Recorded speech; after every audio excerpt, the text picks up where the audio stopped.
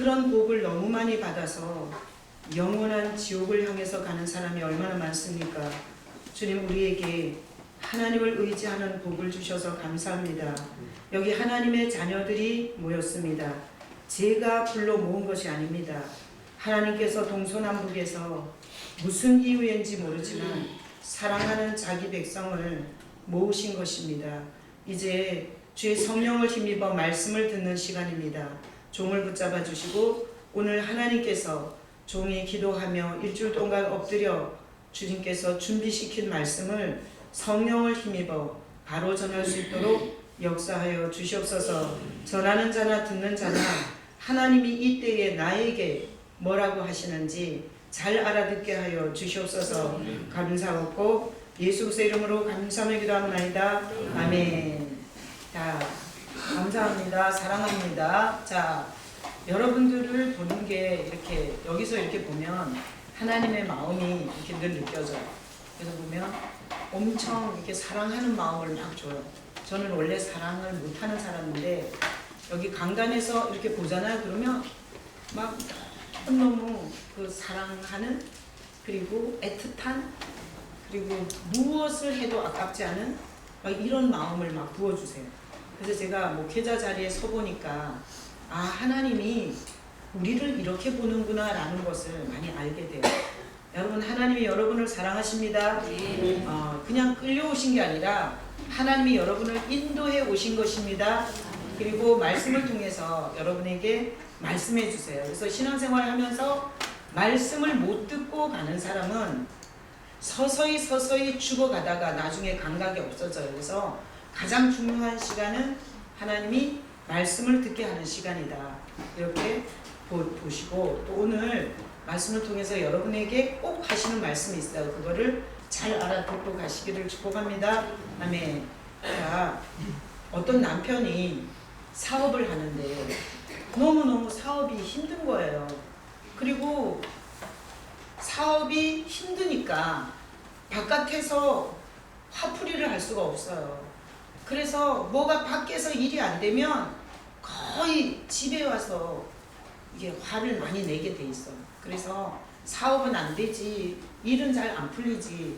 그래서 굉장히 힘들어서 집에서 짜증을 굉장히 많이 냈어요. 짜증을 자꾸 어디다가 냈겠어요? 부인한테다가 짜증을 막 냈어요. 근데 부인이 너무너무 잘 받아주는 거예요. 그렇게 승질을 부리고 그렇게 막 화를 내고 그러는데도 부인이 항시 생글생글 웃으면서 너무 잘 받아주는 거예요. 그래서 이 남편이 그냥 못 모르고 막 화를 내다가 참 신기하다. 매일 내가 이렇게 꼬장을 부리면 자기도 힘들 텐데, 자기도 인간인데 어떻게 이렇게 항시 생글생글 하면서 잘 받아주나. 그래서 궁금해서 물어봤어요. 여보, 내가 요즘에 상태가 안 좋아서 당신한테 너무너무 많이 짜증을 부리고 있잖아. 아, 그렇죠. 내가 이렇게 짜증 부리고 신경질 부리고 화풀이하고 그러는데 당신은 어떻게 매일매일 그렇게 웃으면서 내 이 짜증을 잘 받아줘? 그랬더니 부인이 비결을 얘기해 주는 거예요. 조성우 집사님 잘 듣고 계시는 거죠? 비결을 얘기해 주는데 부인이 이렇게 얘기하는 거예요. 저는 당신이 화를 내고 당신이 짜증을 부리고 나한테 못할 짓을 하면 저는 변기를 닦아요. 그래서 이 남편이 물어봤어요. 그래? 그렇게 화나고 승질 날 때 변기를 닦으면 해소가 돼? 그렇게 물었더니 이 부인이 네, 당신 칫솔로 변기를 닦아요. 정말 이 말을 듣고 남편들이 양치할 때 칫솔을 바꿔야 되나 이런 위기감을 느끼는 남편들이 있으면 요새 잘 못하신 거예요. 네, 뭐 요새 서비스도 좋고 서로 사랑한다, 고맙다, 당신이나 나와 살아주지, 이렇게 상태가 좋으신 분은 전혀 양치질할 때 걱정이 안 되시는 거죠. 어떠세요? 여러분, 이왕 사는 거 서로 사랑하면서 사시길 축복합니다. 오늘 또 싸우고 오셔가지고 이렇게 떨어져 앉고 이러신 분들 계세요? 자, 이 부부들은 여보 고마워 이렇게 한마디 하고 갈까요? 자, 하세요 빨리. 장원익 집사님 왜 안 하는 거예요? 빨리 고맙다고 하세요. 고마워 이렇게 말했어요. 네. 자, 어쩌고 한 얘기고요. 우린 지금 이 치유 시리즈를 보고 있어요. 오늘 주보에 보면 치유 5번째 시간으로 오늘 본문을 다시 한번 읽어보겠습니다. 다시 한번 19절, 20절 읽어봐요. 지금부터는 아버지의 아들이라 일컬음을 감당하지 못하겠나이다. 나를 품꾼의 하나로 보소서 하리라 하고 이에 일어나서 아버지께로 돌아가니라. 아직도 거리가 먼데 아버지가 그를 보고 측은히 여겨 달려가 목을 안고 입을 맞추니. 자, 오늘 여기 19절, 20절은 이런 내용이에요. 이 아들은 부자 아버지의 상속자였어요. 둘째 아들이었어요. 아버지가 돈 다 갖고 안 주는 거야.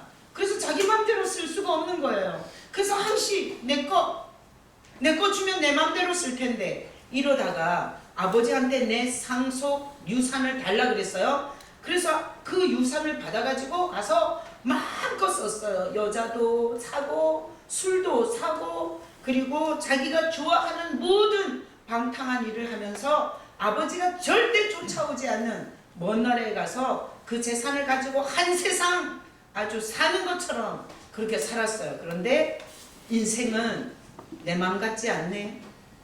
거기 그 땅에 흉년이 들었고 자기가 평생 먹고 남을 재산을 한 방에 다 날려버렸어요.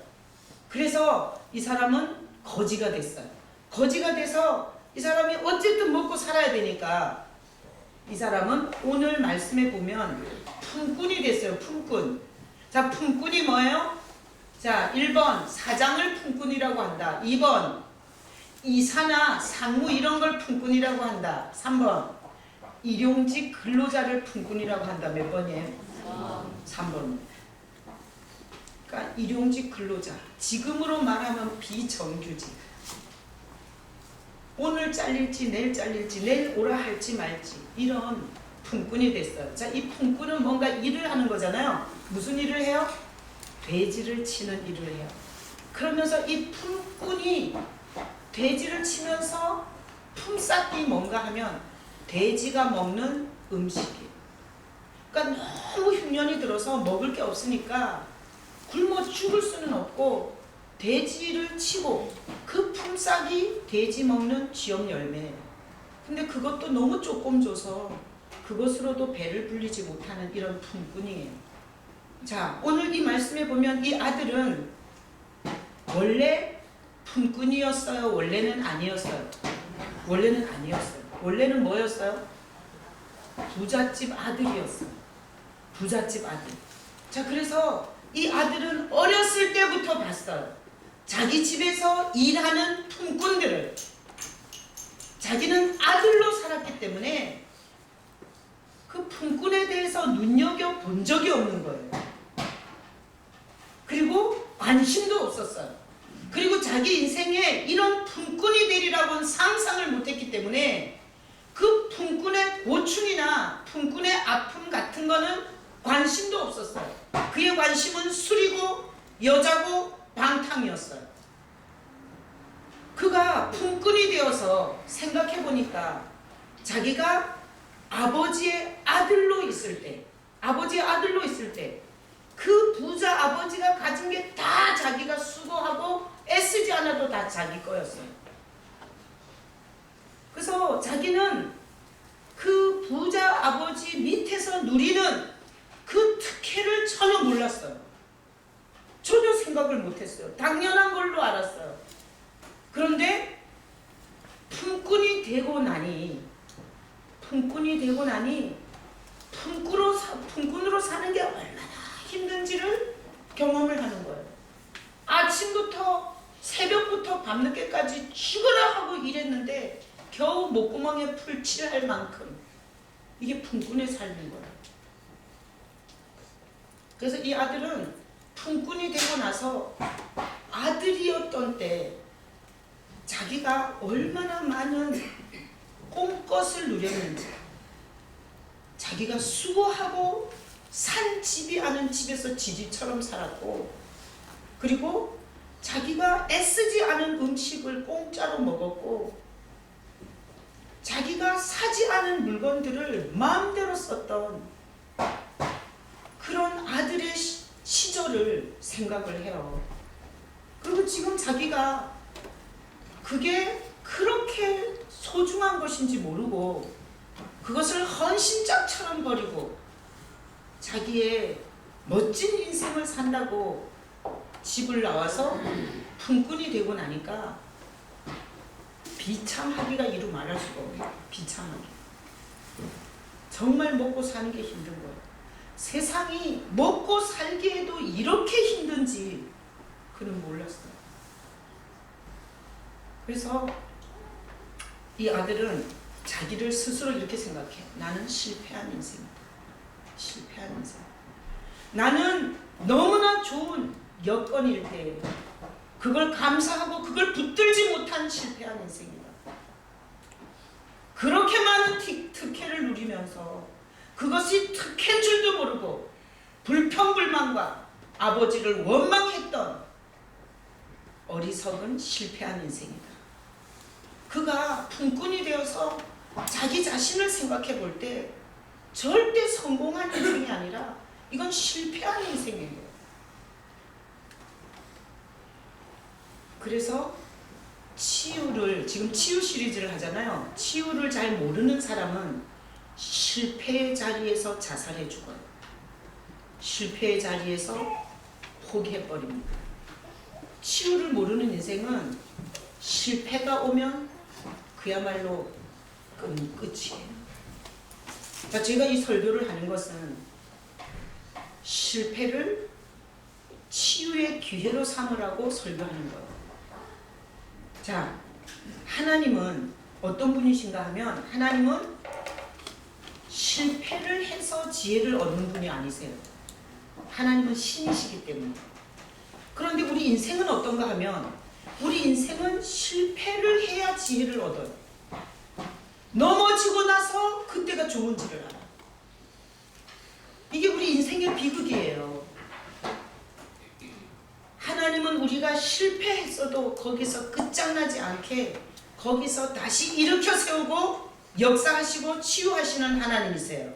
여러분, 하나님이 여러분 인생에 필요해요? 안 필요해요? 필요합니다. 왜 그런가 하면 지금은 아닐지 모르지만 앞으로 혹시나 실패했어도 죽지 않고 일어설 수 있는 길이 하나님이세요. 그 하나님 없이 실패당한 인생은 결국은 못 매다는 수밖에 없는 거예요. 높은 아파트에서 뛰어내리고 독국물을 입에다 마시고, 이게 실패해서 인생에 엄청난 기로가 갈라지는 거예요. 하나님을 의지하는 사람은 실패란 있다 없다? 없다. 실패는 또 하나의 출발이 돼요. 누가 그렇게 하시죠? 하나님이 그렇게 하세요.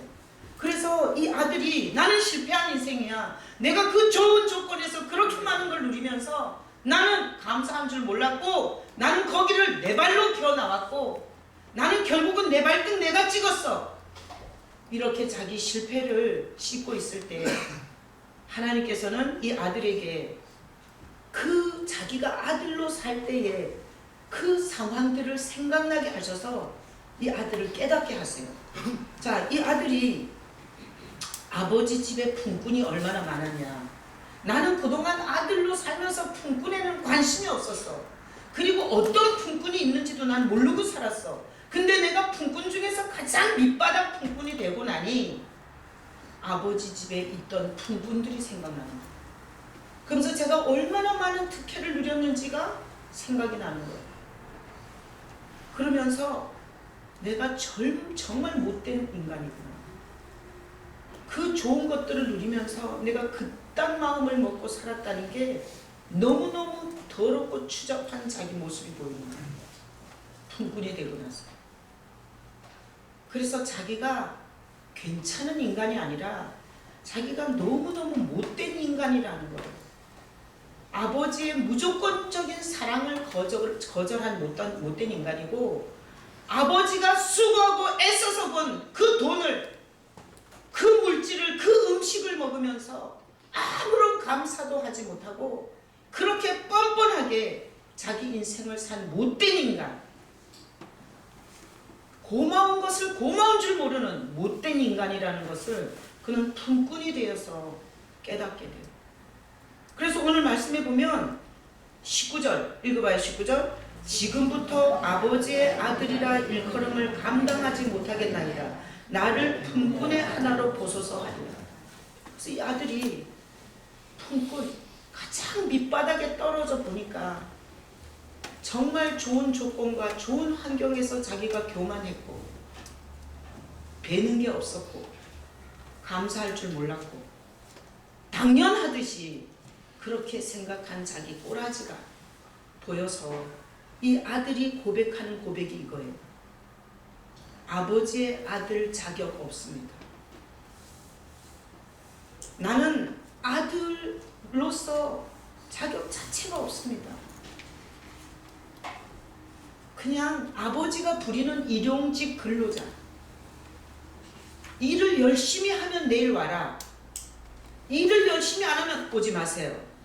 이렇게 하루하루 평가를 받고 그리고 살아가는 아버지 아들이 아니라 이런 품꾼으로라도 아버지 집에 거할 수 있다면 이거는 엄청난 은혜겠다. 이렇게 생각하고 이 아들이 이런 마음을 먹고 돌아가요. 아버지의 아들로는 난 못 돌아간다. 내가 한 짓이 있는데, 내가 한 짓거리가 있는데, 내가 한 꼬라지가 있는데 내가 어떻게 아버지의 아들로 돌아갈 수 있냐. 그러니까 나는 아버지 아들이 아니라 아버지가 부리는 품꾼으로 너무 배고프니까 가서 종으로라도 받아준다면 이거는 정말 감사한 일이다. 그래서 이 아들은 아버지의 일용직 근로자가 될 생각을 가지고 아버지께로 돌아가요. 하나님께서 여러분 어떤 사람이 사장하다가 일용직 근로자 되면 다 이렇게 깨닫나요? 이게 치유 시리즈 하면서 제가 같은 질문을 하는 거예요. 계속. 고생한다고 다 깨닫나요? 밑바닥에 떨어진다고 다 깨닫나요? 아니, 사장하다가 일용직 근로자를 해도 못 깨닫는 사람은 못 깨닫아. 그런데 왜 깨닫는 줄 알아요? 하나님이 역사하셔서 깨닫는 거예요. 여러분이 자기가 어떻게 살아왔는지 보이세요? 뭔가 깨달아지는 것은 하나님이 일하셨기 때문이에요. 하나님이 일한 곳에는 깨닫고 가르침을 받고 회개가 나오고 그리고 돌이킴이 있어요. 그러나 그 사람 혼자 사는 사람은 절대 깨닫지 못합니다. 하나님이 역사하지 않는 인생은 같은 일을 수십 번 반복하면서도 깨닫지 못하는 거예요. 하나님이 역사하는 현장에는 과거가 보이고 내가 한 짓이 보이고 그리고 내가 살아온 패턴이 보이고 하나님이 역사하는 곳에는 깨달음이 있는 거예요. 그래서 하나님은 이 둘째 아들에게 아들로 살 때가 얼마나 좋았는지를 깨닫게 하셨고 그 아버지 집을 버리고 떠났을 때 얼마나 비참한 상태가 되는지를 깨닫게 하셨고 그에게 아버지 그래도 아들이잖아 이러고 뻔뻔하게 돌아가지 않는 겸손히 정말 깨끗하게 된 주제를 알고 자기 한 짓을 알고 자기가 뭔 짓을 어떻게 했는지를 고백하며 치유된 이런 깨끗한 모습으로 품꾼으로 돌아가는 이런 역사를 하나님이 하셨어요. 그래서 하나님은 지금도 우리를 여기다 모아서 뭐 하자는 거냐? 우리가 잘못 산 것을 깨닫게 해주시고 그리고 우리가 하지 말아야 할 방법을 찾아서 버리게 하시고 제가 아까 예화 들은 것처럼 부인을 너무 자기 스트레스를 갖고 부인을 괴롭히거나 여자들이 요새는 더해. 여자들이 자기 우울과 자기 기분 감정을 남편에게다가 다 쏟아요. 여자 칫솔 가지고 화장실 청소하세요.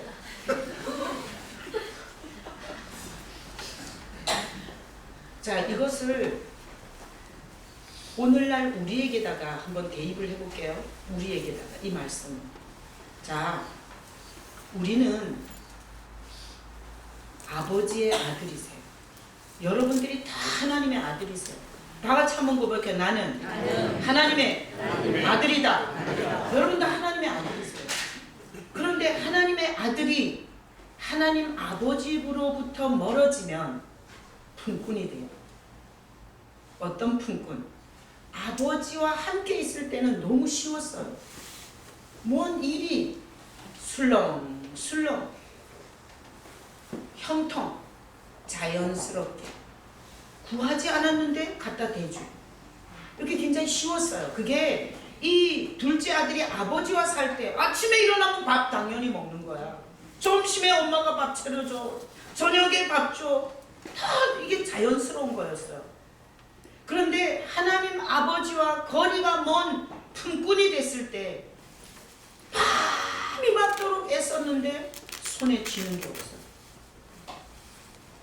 여러분, 물질만 그런 게 아니고요.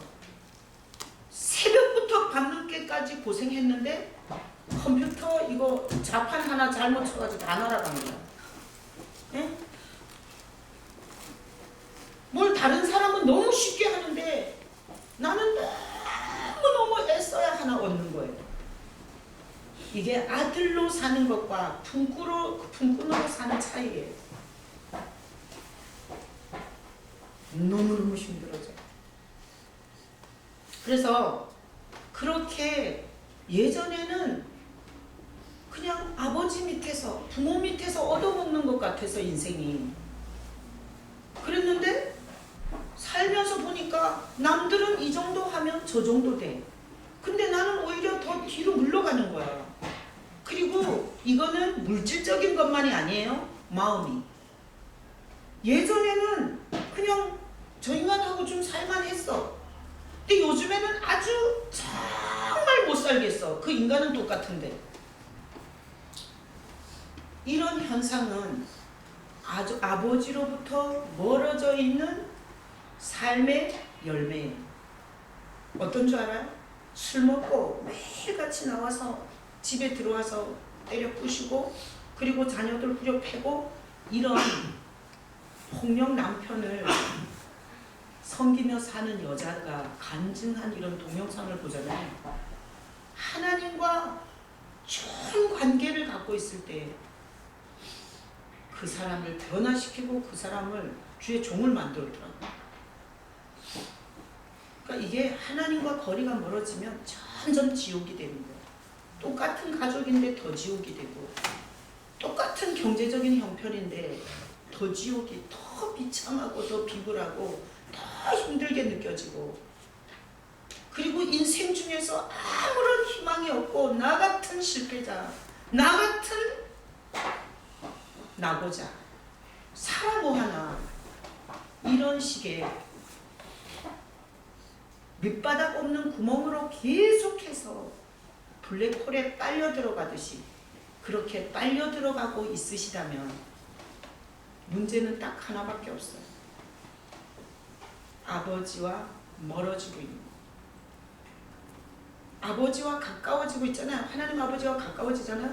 그러면 너무너무 속썩이는 자식을 보면서도 하나님께서 맡아주실 줄로 믿어져요. 이게 아버지와 거리가 가까울 때 모습. 아버지와 거리가 멀어지면 아들에서 품꾼으로 전락하는 거. 누리는 게 하나도 없는 거. 목구멍에 이 풀칠 하나 하기 위해서 다른 사람은 이렇게까지 살지 않는데 나는 정말 이렇게까지 살아야 하나. 그러다가 주일도 이제는 풀칠하려고 목구멍 풀칠하려고 주일도 예배로 드리지 못하는 인생이 될 수 있어요. 그러면 우리가 이런 우리 자신을 보면 죽어야 하나요? 실패한 인생, 되는 일이 없는 인생, 죽어야 하나요? 아니, 하나님은 이 본문을 가지고 하나님은 언제든지 우리를 다시 회복해 주세요. 그것이 이 탕자의 비유에서 하시는 하나님의 음성이에요. 하나님은 우리가 그런 상황 속에서 내가 다른 게 문제가 아니라 내 머리가 안 똑똑해진 게 아니고, 그리고 내가 재수없는 사람을 만나는 게 아니고, 내가 뭔가 환경에 재수없는 팔자여서가 아니라 내가 아버지와의 거리가 멀어진 거구나. 이렇게 오늘 설교를 가지고 그 메시지를 듣기를 원하세요. 하나님 어떻게 하시냐? 여기 지금 그 탕자에게 자기가 아들로 살 때를 생각나게 해줘. 은혜가 충만할 때, 내가 눈을 감으면 주님이 보이시는 것 같을 때, 주님 사랑한다고 찬양하면서 눈물을 줄줄 흘렸을 때, 그때 내가 누렸던, 그 마음에 누렸던 것, 환경에 누렸던 것, 그리고 하나님이 내 눈물을 닦아주던 그 하늘의 그 손길들, 정말 전후좌우를 봐도 아무런 희망이 없는, 집도 없고 기약도 없고 돈을 버는 게 아니라 오히려 빚을 있는 대로 져가는 그런 상황 속에서 나의 눈물을 닦고 내 가슴을 어루만져 주시던 그 하나님을 생각나게 하십니다. 이게 하나님의 역사예요. 은혜 받은 때를 추억하게 합니다. 은혜 받은 때에 내 마음이 어땠었는지, 내가 예배를 어떻게 감격적으로 드렸었는지, 내가 하나님 앞에 봉사를 어떤 마음으로 했었는지, 이런 걸 생각나게 하고 이런 걸 돌아보게 하는 게 하나님의 역사예요. 여러분 안에 이런 역사가 있기를 축복합니다. 또 하나, 하나님은 이런 일을 통해서 이 탕자가 나는 아들로 돌아가지 못한다. 아들로 너무 뻔뻔해서 난 아들로는 못 간다. 아버지 집에 있는 일용직 근로자로 받아줘도 나는 아버지께로 돌아가는 게 얼마나 큰 축복인가. 이거를 깨닫게 하셨잖아요. 그런 것처럼 오늘날 우리에게 하나님께서 이런, 하나님께 있다가 나왔다가, 하나님께 있다가 나왔다가 생지옥을 살면서 이러는 반복적인 우리에게 하나님께서 하시는 역사, 이런 역사를 하세요. 나는 참 집사들 중에서도 나는 잡사다. 응? 난 집사가 아니라 잡사다. 나는 하나님의 아들로서 너무 변덕이 심하고, 그리고 나는 신앙을 올곧게 지키지 못한 정말 부족한 자다. 하나님의 그 영광과 거룩 앞에서 내가 그분을 아버지라고 부르는 데는 좀 모자란다. 하나님이 나 같은 인간을 교회에 받아주고 나한테 교회에서 청소 빗자루라도 쓸게 하신 거, 이거 너무 감사하다. 하나님 아버지 집에 붙어 사는 것 자체가 너무 감사한 일이다. 이런 이 둘째 아들이 품꾼이 되어서 아버지 집의 중요성, 아버지 집의 그 영광, 아버지 집의 그 풍성함, 죽고 싶을 때 죽지 않도록 나를 붙잡아 주시던 살아계신 하나님의 그 은혜, 이런 것들을 생각나게 하십니다. 그래서 오늘 여기 있는 우리에게 하나님이 하시는 이 치유가 뭔가 하면, 내가 자꾸 나쁜 놈으로 보이는 거예요. 못된 인간으로 보이는 거예요. 나 같은 이기적인 인간이 없는 거예요. 나같이 교만한 인간이 없는 거예요. 나같이 몇 가지 아는 것 같고 있는 대로 나오는 대로 말 막 하는 이런 인간이 없는 거예요. 이런 게 보이면, 이런 자기 자신이 깨달아지는 사람은 무슨 역사가 있는 거예요? 하나님의 역사가 있는 거예요. 교회 다니면서 나보다 더 똑똑한 인간이 있으면 나와보라 그래. 나보다 기도도 잘하는 인간이 있으면 나와보라 그래. 나처럼 충성하는 인간이 있으면 나와보라 그래. 하나님이 자녀를 삼는다면 나 빼놓고 누구를 자녀를 삼을 거야? 이런 사람은 치유가 안 일어난 사람이에요. 하나님이 역사하시면 내 부정물이 자꾸 보이는 거예요. 내 오물이, 내 지저분함이, 내 이기심이, 그리고 내 그 모나고 뾰족한 내가 보이는 게 하나님의 역사예요. 그래서 하나님은 우리가 내가 누구인지, 내가 어떤 인간인지, 내가 하나님 앞에서 얼마나 더럽고 추잡한 욕심과 탐욕의 집인지 자기 자신을 보게 하시는 게 하나님의 역사예요. 자, 그러면 치유란 뭐냐? 치유란 품꾼이 돼봐야 돼. 그래야 일어나. 내가 우리 지훈이가 이렇게 수요 예배, 낮 예배, 저녁 예배 얘는 개척하고 아무 사람도 없을 때 얘는 나랑 2번씩 수요 예배 했어요. 그때는 수요 예배, 낮 예배도 있고 저녁 예배도 있었어요. 사람도 없는데. 제가 예배가 너무 중요한 거예요. 여러분, 새벽 기도하러 오는 사람은 자기 기도 응답받으러 오는 거예요. 응? 여러분, 새벽 기도하러 오세요? 그건 이미 자기 이기적인 거예요. 그런데 제가 이 말씀을 준비하면서 저는 교회를 그냥 다니는 줄 알았어요. 그래서 할 짓 없는 인간들이 떼거지로 돌아다니는 건 줄 알았어요.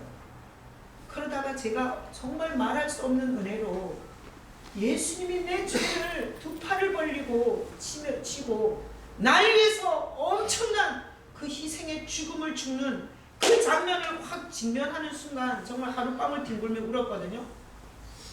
그리고 나서 뭘 바치려니까 바칠 게 없는 거야. 박봉에. 그래서 내가 할 게 없습니다. 돈이 있어 돈을 드리겠습니까? 노래를 잘해서 내가 참 성가대를 하겠습니까? 내가 말씀을 잘 알아서 교사를 하겠습니까? 살림을 잘해서 청소하고 무슨 식당에 들어가겠습니까? 나는 아무것도 할 줄 아는 게 없는 인간이더라고요. 은혜를 받고 보니까. 그래서 제가 이렇게 하나님 앞에 작정했어요. 나는 드릴 게 없어서 내 새벽 한날의 첫 시간 새벽을 주님을 높여드리고 주님을 고백해드리고 주님을 노래해드리는 예배로 주님께 드리겠습니다. 이렇게 내가 작정을 했어요. 누가 가르쳐주지도 않았는데. 근데 제가 이 말씀을 보면서 생각이 나는 게 나는 새벽 기도가 아니에요. 최성미 집사님이 여기를 다 새벽 기도, 수요 기도 이렇게 주보를 해왔길래 내가 다 예배로 바꾸라고 그랬어요. 무슨 기도냐? 뭐 돈 넣고 돈 먹는 데냐? 하나님 앞에 오는 거는 기도하러 오는 게 아니다.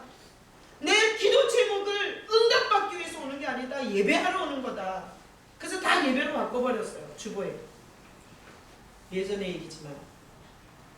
자, 그래서 제가 보니까 예배는 내 기분, 감정 상관없이 하나님 앞에 하나님을 기념해드리고 하나님을 고백해드리고 하나님의 하신 일을 선포해드리고 하나님을 노래해드리는 게 예배예요.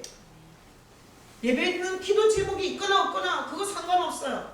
하나님을 향해서 드리는 거예요.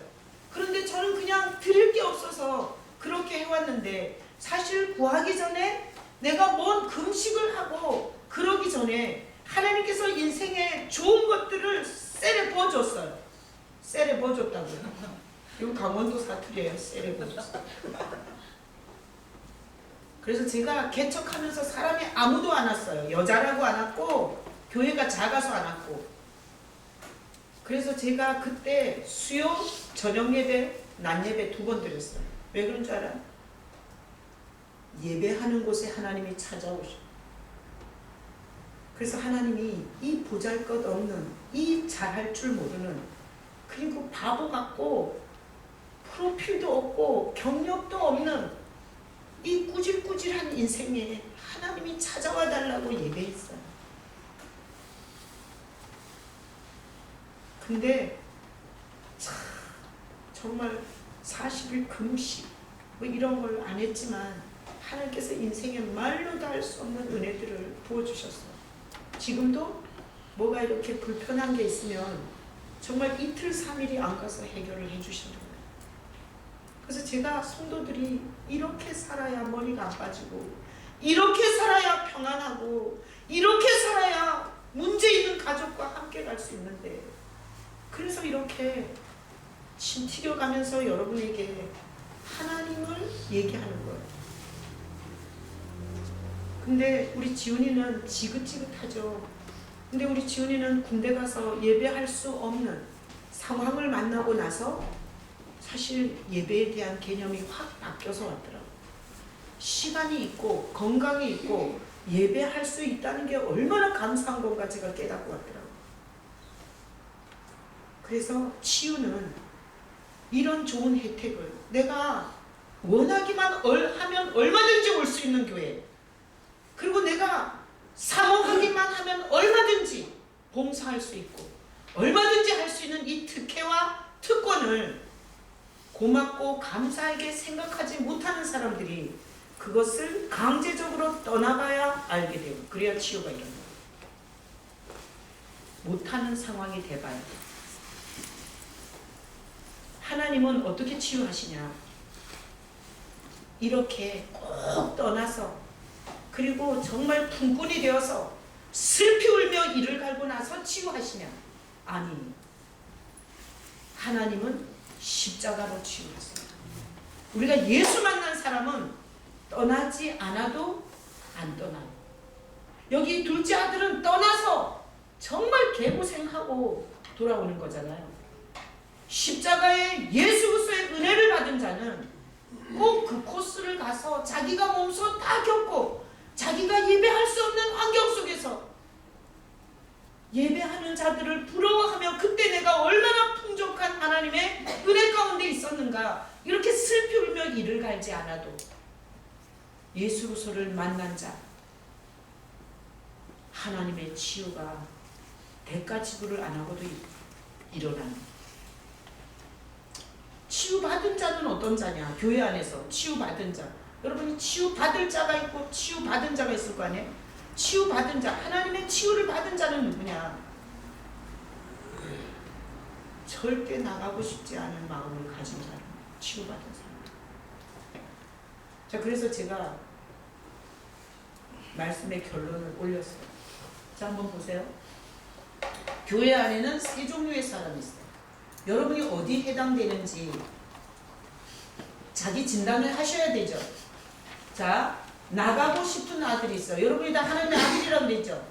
나가고 싶은 아들이 있어요. 교회 안에는 불평이 하늘을 찔러, 그리고 예배구 봉사구 하나님 전에서 하는 모든 일이 짐스러워요. 이거는 나갈 아들이에요. 나갈 아들. 얼마 안 있으면 나가실 거예요.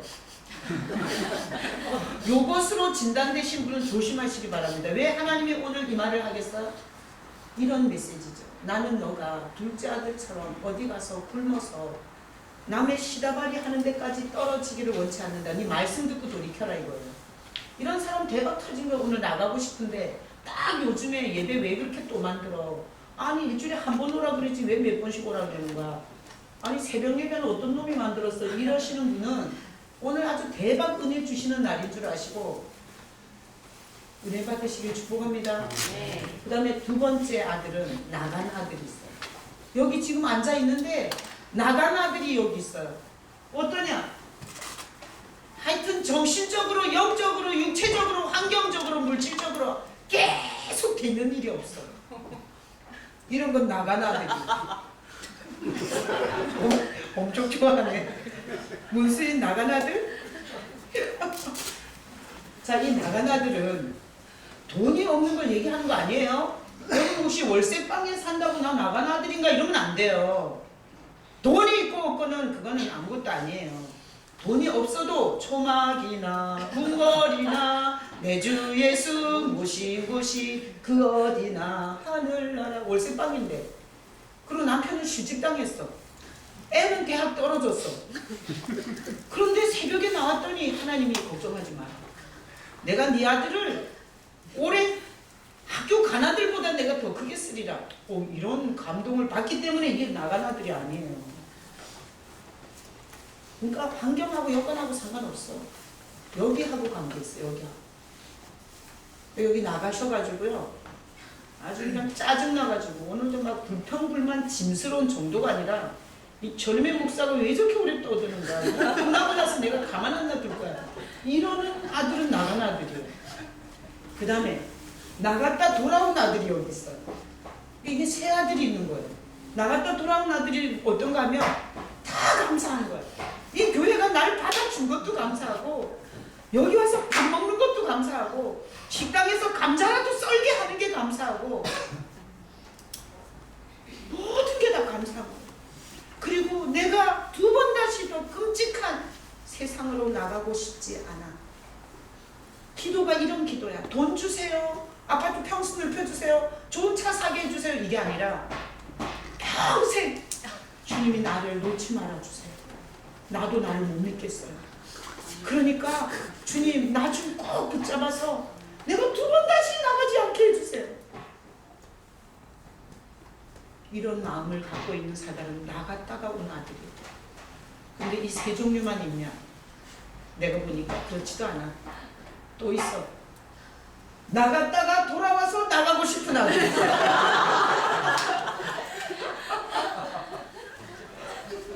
그것도 세 번 나갔다가 돌아왔는데 또 나가고 싶은 아들이 있어요. 여러분, 오늘 이 말씀을 통해서 여러분 한번 생각을 해보세요. 하나님의 은혜 없는 인생이 무슨 인생이 되겠어요? 그래서 교회 안에서 가장 소중한 사람은 이런 사람이에요. 나는 교만하고, 나는 이기적이고, 그리고 나는 하나님의 아들 될 자격이 없는 사람이에요. 그런데 하나님이 왜 은혜로 나를 예수에 대해서 듣게 하시고 하나님의 아들로 살게 하셨나? 내가 우리 최명 집사님이 청소하시고 그리고 고생해서 버신 돈이 있더라고요. 근데 최명 집사님이 며칠 전에 저한테 그랬어요. 그 돈을 자기 아들한테 주고 싶다는 거. 제가 그 얘기 듣고 엄청 은혜 받았어요. 어떻게? 야, 아들이라는 게 이런 거구나. 명절에 용돈 드린 적도 없고, 저기 외국에서 얼굴 한번 보여주지도 않고, 그렇게 살지만 자기 인생의 모든 번 것을 그 아들에게 주고 싶다. 내가 그날 그 얘기 듣고 얼마나 집에 와서 생각하면서 마음에 감동이 됐는지 몰라요. 인간 아버지가 그렇다면 하늘 아버지는 우리에게 얼마나 좋은 걸 주고 싶어 하실까? 하늘 아버지는 돈이 좋은 게 아니에요. 하늘 아버지는 최고 좋은 게 뭔지 알아요? 영생. 하나님 아버지와 영원히 사는 거. 그거 주고 싶어요.